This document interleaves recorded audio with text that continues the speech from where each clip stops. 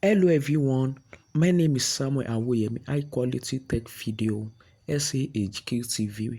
Welcome to SAHQTV. In this video, I'm going to show you how you can change your Snapchat username. You can see here that I log into my TikTok account, I click on my profile, I click on settings, and I click on username. You can see then I'm going to change my username. Now you can see now that you can change your username every 60 days.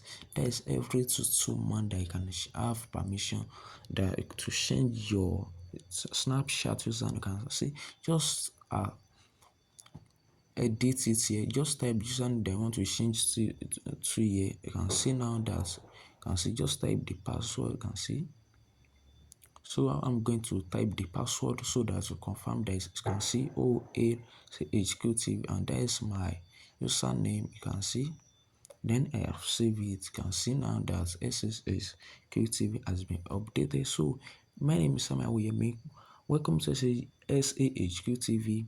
If you haven't subscribed now, go and click on that subscribe button, and the link to all my social media handles my handles is in this description below. Click on that link and follow me on any of my social media account. I'm going to see you in my next video. Peace.